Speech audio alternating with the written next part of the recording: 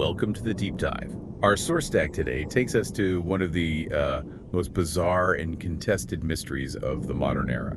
It's one of those stories that, feels less like a real historical event and more like the plot of a B horror movie. We are going to a small, quiet town in southern Spain called Bélmez. And specifically to the kitchen of a seemingly ordinary house belonging to the Pereira family. Maria Gomez Camara, her husband Juan, and their son Miguel. Their lives were completely ordinary until August 1971. And then suddenly, this quiet corner of Andalusia became the epicenter of one of the 20th century's most persistent and frankly inexplicable phenomena. Yeah, and we're not talking about a poltergeist or some haunted object. No, we're talking about terrifying graphic human faces appearing inexplicably and permanently etched onto their cement kitchen floor. This case is absolutely fascinating because it sits at this perfect intersection of, earnest scientific investigation, high-stakes paranormal claims. Right. Including things like electronic voice phenomena and thoughtography, and then just decades of highly persistent, often frustrated skepticism.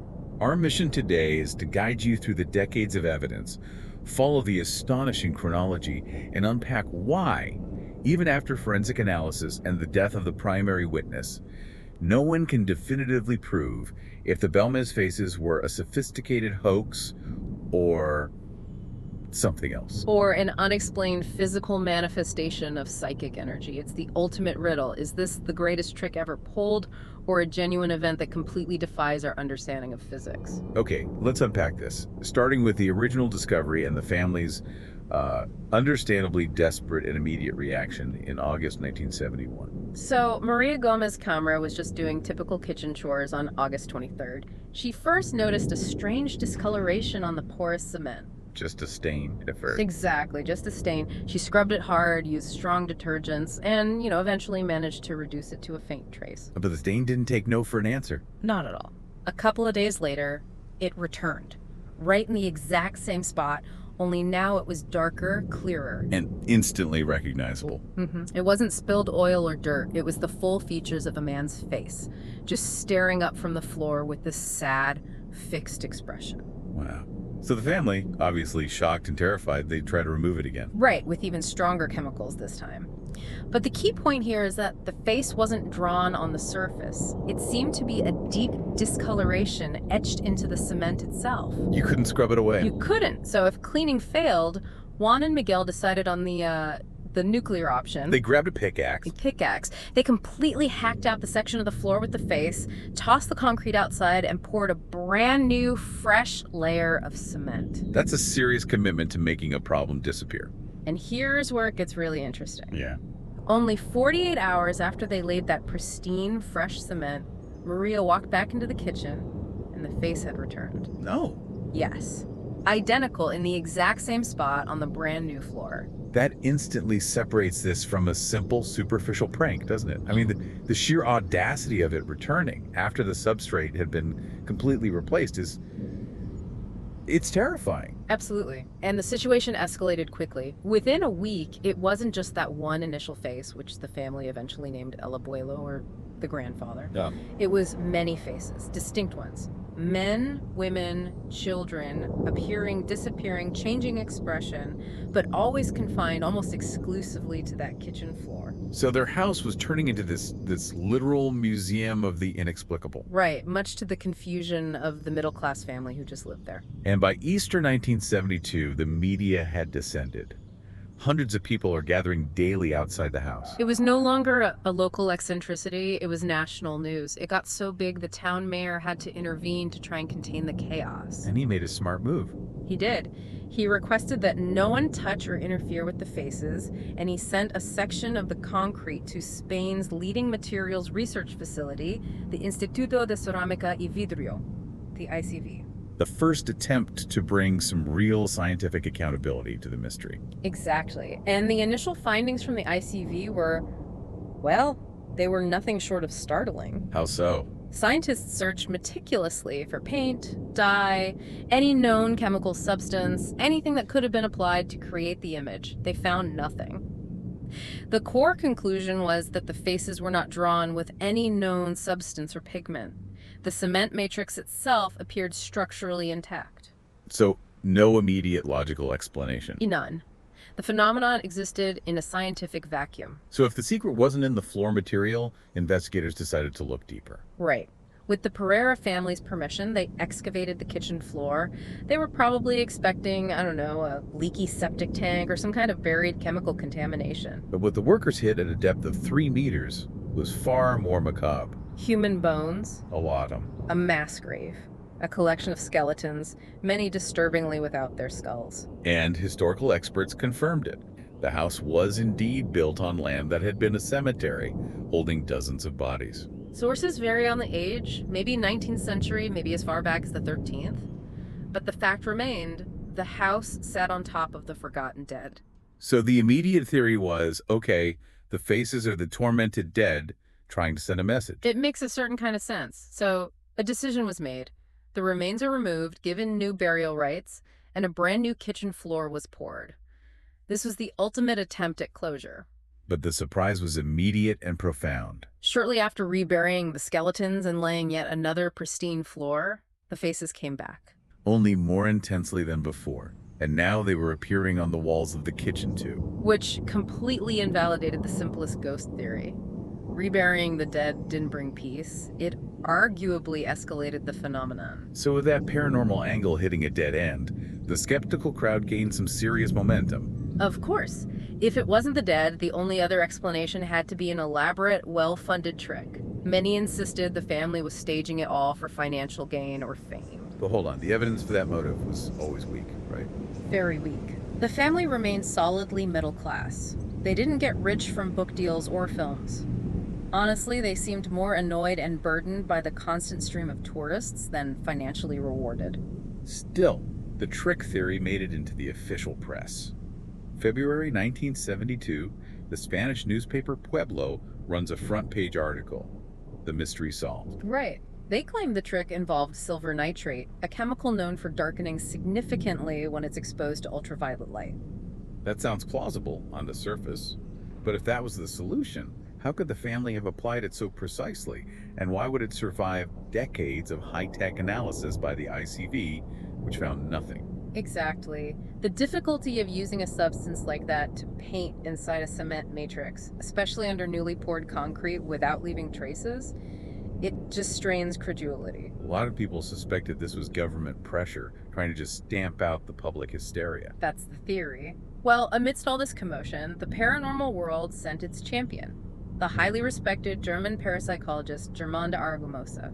He arrives in February 72, viewing the case as crucial, and he brought highly sensitive equipment, notably advanced audio recorders. Argumosa was focused on electronic voice phenomena, or EVP, the idea that non-human entities can leave sounds or voices captured only by recording devices. So he set up his gear in the kitchen silence. He did. And when listening back, he allegedly found powerful, inexplicable evidence.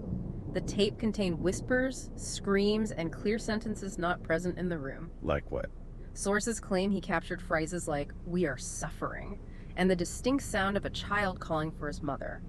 For Argumosa, this was tangible evidence. So, to try and get definitive proof, rule out human intervention for good, they attempted the ultimate experiment, sealing the kitchen. Exactly. Between 1972 and 1973, they monitored it with cameras, placed wax seals on all the doors and windows, all to prove the faces appear without any human access. And the results of these experiments are probably the most dramatically frustrating part of the whole investigation. Oh, absolutely.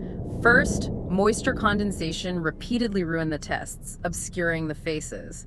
Then, and this is just bizarre, researchers reported seeing new faces appear, but the camera films, they consistently failed to develop. They came out blank. Blank, time after time. It raises so many questions. Was it bad luck? Sabotage? Or did the phenomenon itself somehow interfere with the photographic chemistry? And to make matters worse, the final attempt was completely compromised. It was. The seals were broken before an official notary could witness the procedure, instantly destroying the credibility of the entire test. They had nothing conclusive to show for it. But Argumosa didn't give up. He saw how the investigation had destroyed the Purr family's quality of life. So in the summer of 72, he personally funded half the cost of converting another room in the house into a complete new kitchen. Just to give them some peace. A kind gesture.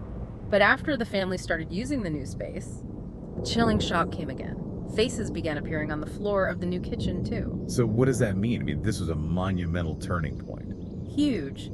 If the faces followed the family to a new location, it severely undermined both the simple haunting theory and any chemical trick theory tied to the original floor. The focus had to shift from the place to the person. This led directly to the thoughtography theory, proposed by investigator Jose Martinez Romero in 1981. Right. He spent time observing the faces and critically linking their appearance to Maria Gomez Camara's psychological state and her health. So he concluded the faces were directly linked to her mood, suggesting she had some kind of unintentional psychic ability. That was the idea. When Maria was tired or sad, the faces would visibly fade. But when she was happy, in high spirits, they darkened. Their features became clearer, as if they were drawing energy directly from her. That's a compelling hypothesis. And it was supported by the observation that the faces only changed when she was present. If she left the house, they remained completely fixed until she returned. And this is where the skeptics struck back immediately. Of course. They argued that if the changes only happened when Maria was present, it wasn't a psychic ability. It was, quote, the biggest evidence that she's the one performing the trick herself. To them, it just indicated when the manipulation was happening. Precisely. But this whole debate had to contend with the growing body of scientific evidence, or I should say, the lack of evidence of a trick. And the real hammer blow to the trick theory didn't come until 1990. Nearly 2 decades after it all started, that's when the ICV conducted a comprehensive high-tech analysis of new samples using the absolute latest technology available. And their final, definitive report Was unambiguous. It confirmed the cement was natural, contained no traces of paints, pigments, or chemical residues, and showed no evidence of any tampering or external application. So if that report holds true, the hoax would have had to be so elaborate that it relied on a material completely undetectable by world-class forensics. It's a massive barrier for the simple trick theory. It raises the stakes for skeptics considerably. But the ultimate test for both the thoughtography theory and the hoax theory was fast approaching. Right.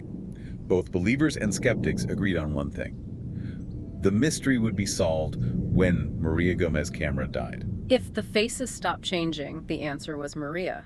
If they continued, the answer was something else entirely. She died on February 3rd, 2004 at the age of 85. And the entire world was watching that kitchen. And the shocking aftermath was that the faces were still being drawn. They were still appearing and still changing regularly after her passing. Maria's death changed nothing. It changed nothing, which simultaneously closed the door on the 2 most famous theories. The thoughtography theory was severed, and the simple hoax theory that relied on her being the perpetrator was nullified. So that created a vacuum. It did, and it opened the door for a new scapegoat. Accusations shifted to her son, Miguel. This gained traction after a 2007 book that used some subtle Spanish wordplay to imply the title could be read as The Scoundrels of Bélmez. Implying a continued family trick. But again, no conclusive proof was ever provided. No. So we followed this bizarre story from a single stain to a mass grave through EVP recordings, an elaborate thoughtography theory, and a definitive scientific finding that says, no paint here. The evidence is profoundly contradictory. And yet the phenomenon is persistent. The faces are still reportedly appearing to this very day. If we connect this to the bigger picture, what's so fascinating here is the sheer resilience of the phenomenon. It is. The 1990 ICV report confirming no paints or pigments, that remains a colossal obstacle for the hoax theory, and yet the mystery endured even after the death of the one individual, Maria, who was supposed to be the key. The case of the Bélmez Faces remains an open file for half a century, and we are forced to consider 2 incredible scenarios. Was this a trick so elaborate, so technically sophisticated, that it fooled multiple scientific bodies across decades and continues even now? Or, and this is the question, if the dead were reburied and the host's psychic link was severed upon her death, does the answer lie in something far more obscure than a simple hoax or a personal psychic ability? What do you mean? Perhaps a rare, continuous environmental interaction with human emotion. Something like photography, but triggered by the house or the site itself, operating on principles of psychokinesis that we still fundamentally do not understand. Something for you to think about until our next deep dive.